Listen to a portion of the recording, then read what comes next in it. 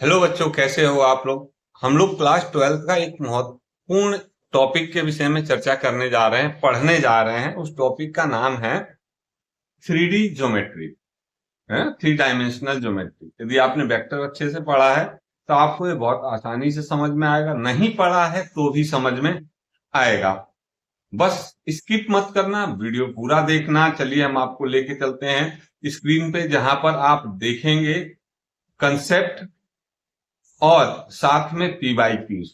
हर concept से related questions को हम लोग साथ ही साथ करते चलेंगे, जिससे कि आप लोगों को कोई दिक्कत ना हो। तो चलिए बिना देरी किए चलते हैं स्क्रीन पर और स्टार्ट करते हैं 3D ज्योमेट्री।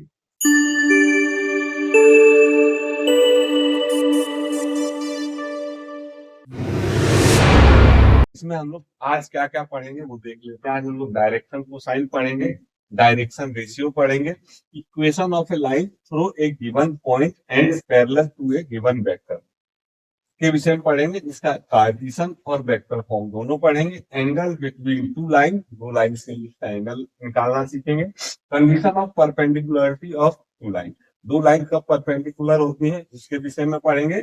और तीसरा मतलब लास्ट छठवां हम लोग पढ़ेंगे दो लाइनें कब पैरेलल होती हैं, condition of two lines are parallel, ठीक है। और लास्ट सेवेंथ हम लोग इसमें पढ़ेंगे स्क्यू लाइन्स के विषय में। तो चलिए हम लोग शुरू करते हैं। Direction cosines of a line. देखो अभी तक हम जानते हैं कि जैसा कि आपने पढ़ा हुआ क्लास 10th में दो एक्सिस होती थी, एक्स वाई, है ना। अब यहाँ पे तीन एक्सिस होंगी, एक्स, ठीक है, वाई और जेड। हम क्या करते हैं, यहाँ पे ओरिजिन होगा जहां पे तीनों की तीनों लाइनें आपस में मीट करेंगी, तीनों एक्सिस आपस में मीट करेंगे। यहाँ पर क्या होगा, आपका ओरिजिन होगा, इसके कोऑर्डिनेट्स आपके 0,0,0 होते हैं। और यदि हम कोई एक लाइन ले लें जो कि ओ से स्टार्ट होती है और एक्स वाई जेड तीनों से पॉजिटिव डायरेक्शन में, आपका तीनों एक्सिस के साथ, मान लेते हैं एक्स एक्सिस के साथ अल्फा, वाई एक्सिस के साथ बीटा और जेड एक्सिस के साथ आपका गामा एंगल बनाती है। तो इन एंगल्स की जो कोसाइन हो, ठीक है ना, इन एंगल्स के कोसाइन मतलब कॉस एंगल, उनको हम क्या बोलेंगे, कोसाइन ऑफ लाइन बोलेंगे। तो इन्हें हम क्या हो जाएगा, आपका एक कॉस अल्फा हो जाएगा, एक कॉस बीटा हो जाएगा और एक कॉस गामा हो जाएगा आपका, ठीक है। इन्हें हम एल, ठीक है, एन और एन से डिनोट करते हैं। तो ये आपकी क्या है, कोसाइंस है। इसके बाद हम लोग डायरेक्ट अपना क्या देख लें, डायरेक्शन रेशियो देख लें, ठीक है। फिर इन दोनों पर हम क्या करेंगे, सवाल करेंगे। डायरेक्शन रेशियो और ए लाइन, किसी लाइन का डायरेक्शन रेशियो क्या होता है, ठीक है। तो कोई भी तीन नंबर जो कि इन डायरेक्शन कोसाइंस के क्या हो, कोई भी तीन नंबर जो कि इन डायरेक्शन कोसाइंस के पर क्या हो, प्रोपोर्शनल हो, इनके प्रोपोर्शनल हो, मतलब उन पर डायरेक्टली डिपेंड करते हैं, तो उन्हें हम क्या बोलेंगे, आपका डायरेक्शन रेशियो बोलेंगे। इन तीन नंबर को हम कुछ भी ले सकते हैं, जनरली ए, बी और सी लिया जाता है। तो इस हिसाब से आप कह सकते हो ए यदि प्रोपोर्शनल है आपका एल के, ठीक है ना। तो फिर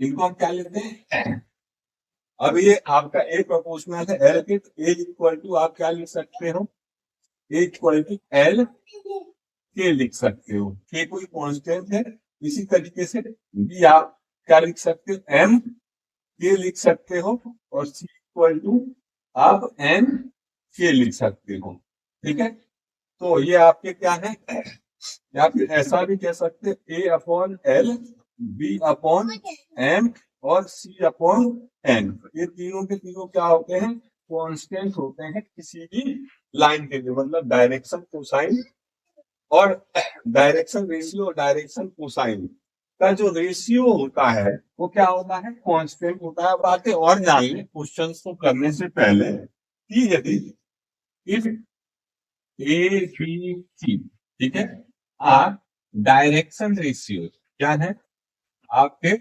डायरेक्शन रेशियोज हैं, देन तब उस कंडीशन में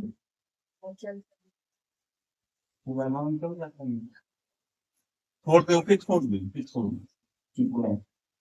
If A, B, C are the direction ratios, then S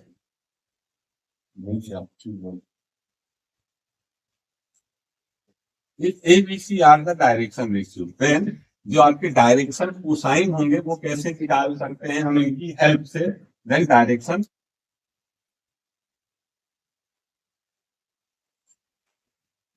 cosine, तो डायरेक्शन कोसाइन आपका क्या होगा, एल होता है, ये आपका प्लस माइनस, ठीक है, a upon under root a square plus b square plus c square, plus minus आप नहीं लिखोगे तो भी चलेगा। इसी तरीके से एल के बाद एम आएगा, एम जो होता है आपका बी अपॉन अंडर रूट में a square plus b square plus c square, ठीक है। इसी तरीके से एन इक्वल टू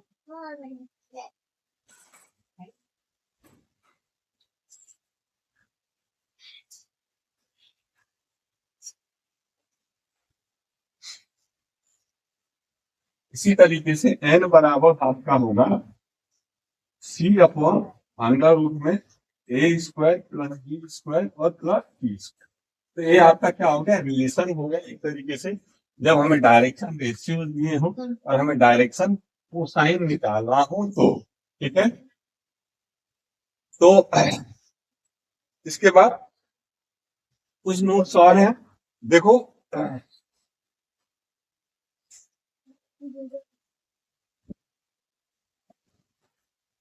जो डायरेक्शन कोसाइंस होते हैं, ये जो डायरेक्शन कोसाइंस होते हैं ये क्या होते हैं, किसी भी लाइन के लिए यूनिक होते हैं, ये किसी भी लाइन के यूनिक होते हैं, एक डायरेक्टेड लाइन के, मतलब कोई भी लाइन हो एक पर्टिकुलर डायरेक्शन में ही जा रही होगी। दूसरा हम देखें the direction cosine of x y and z axis are, ठीक है ना, डायरेक्शन कोसाइन की बात कर रहे हैं किसी x y and z axis. तो डायरेक्शन कोसाइंस क्या होते हैं, एक्स एक्सिस का होगा 1,0,0, वाई एक्सिस का होता है 0,1,0 और जेड एक्सिस का होता है 0,0,1। तो क्या होगा आपके डायरेक्शन कोसाइंस हो गए, ठीक है। और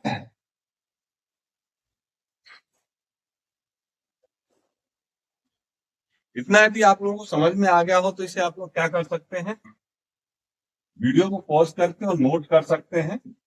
हम लोग बात करते हैं डायरेक्शन रेशियोज की, ठीक है, जैसा कि हम लोग कर रहे हैं डायरेक्शन रेशियो, डायरेक्शन कोसाइन से रिलेटेड हम लोग क्या कर रहे हैं, जो भी कंसेप्ट है पहले उसको हम लोग कर रहे हैं। तो यदि कोई लाइन है पी क्यू, ठीक है, तो वो आपका पी और क्यू पॉइंट से होकर पास होगा एक पर्टिकुलर डायरेक्शन में, कोई डायरेक्टेड लाइन है पी की, जिसके पी के जहां पे कोऑर्डिनेट x1 y1 और z1 है, क्यू के जो आपके कोऑर्डिनेट्स हैं x2 y2 z2 है, देन उस कंडीशन में आपका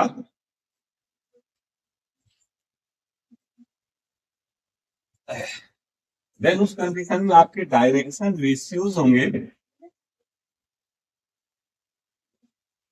डायरेक्शन, यार तुम लोग अपना अपना पढ़ो, आवाज मत करो बस, डायरेक्शन रेशियोज होंगे आपके, एक बार फिर से डायरेक्शन रेशियोज की बात कर रहे थे हम लोग, ठीक है। तो यदि कोई लाइन है आपकी डायरेक्टेड लाइन है पी क्यू, ठीक है, जिसमें पी के कोऑर्डिनेट x1 y1 z1 है और क्यू के कोऑर्डिनेट x2 y2 z2 है, तो इस कंडीशन में जो आपके डायरेक्शन रेशियोज होंगे वो होंगे आपके x2 माइनस x1, ठीक है, y2 minus y1 and z2 minus z2, z2 minus Z1। यहाँ पे आप लोग क्या कर सकते हैं, X1 माइनस X2 भी लिख सकते हैं, Y1 माइनस Y2 भी लिख सकते हैं, Z1 माइनस Z2 भी लिख सकते हैं। ऐसा हार्ड एंड फास्ट नहीं है कि X2 माइनस X1 ही हम लोग लिखेंगे। और जो आपका डायरेक्शन कोसाइन होंगे, डायरेक्शन कोसाइन, तो डायरेक्शन कोसाइन क्या होंगे, H2 माइनस X1 अपॉन ये आपका पी क्यू का मॉड, मतलब length of the P Q. इसी तरीके से y Q minus y one upon mod of vector P Q. और लास्ट वाला होगा आपका Z2 minus Z1 upon P Q का मोड, वेक्टर पी क्यू का मोड। तो ये सारे क्या थे आपके कंसेप्ट थे जो आपको पता होने चाहिए, ठीक है ना। अब देखो क्या होता है, डायरेक्शन रेशियो जो होते हैं, direction ratios are not unique. Direction ratio क्या होते हैं किसी भी लाइन के, आर नॉट यूनिक, यूनिक नहीं होते, मतलब इनकी वैल्यू बदल भी सकती है। अलग अलग जगह पे ऐसा कह सकते हो, अलग अलग जगह पे अलग अलग भी हो सकती है, ठीक है। तो इतने सारे पॉइंट्स थे जो आपको याद रखने चाहिए, जितना अभी तक हमने क्या किया, डिस्कस किया है, ठीक है, डायरेक्शन कोसाइन और डायरेक्शन रेशियो के विषय में। अब हम लोग इस पर सवाल शुरू करते हैं।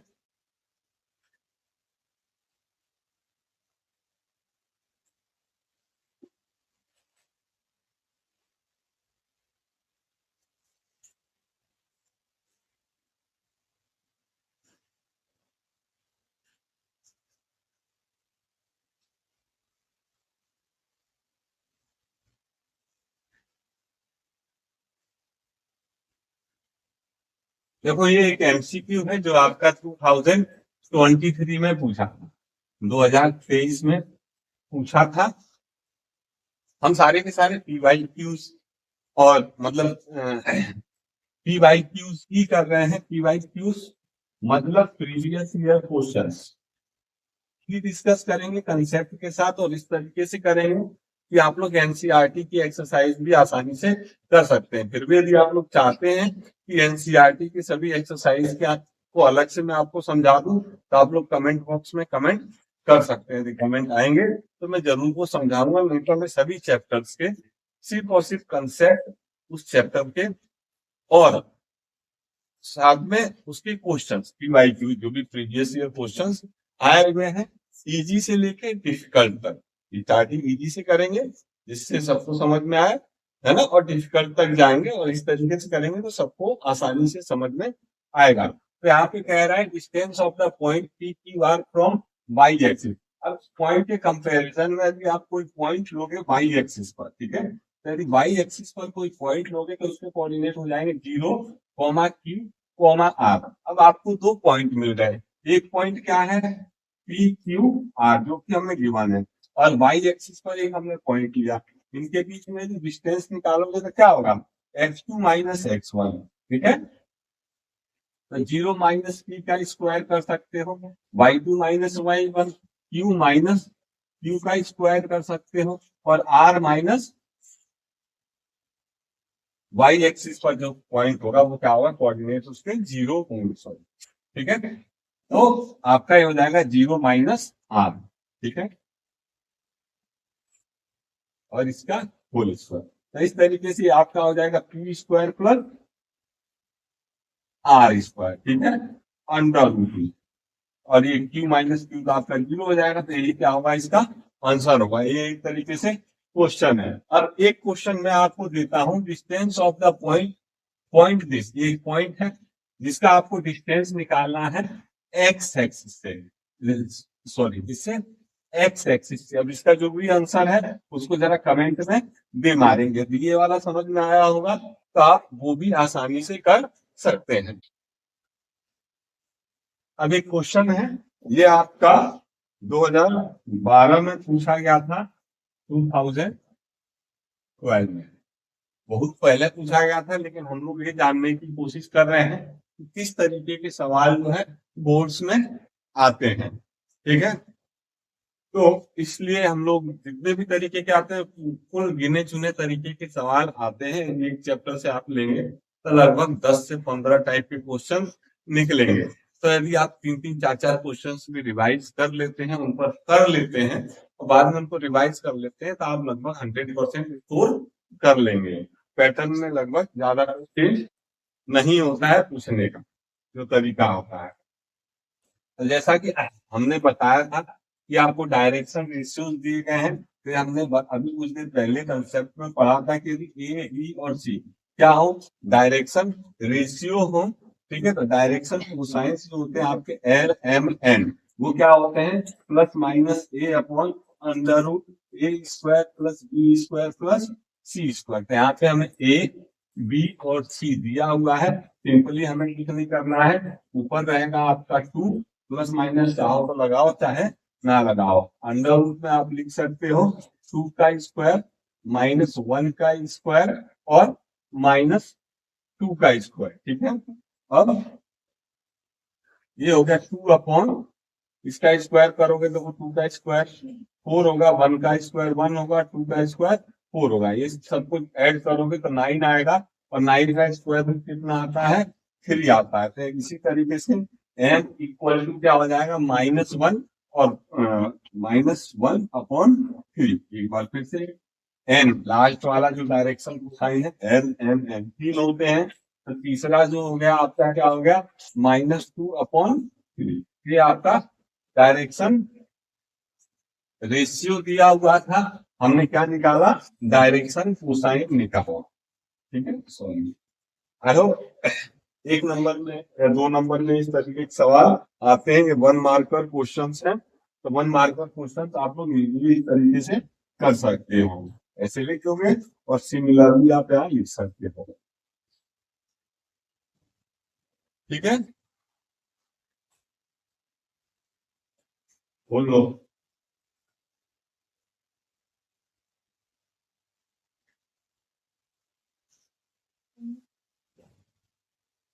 हिला रहे हो यार, बिल्कुल हिलाना नहीं है।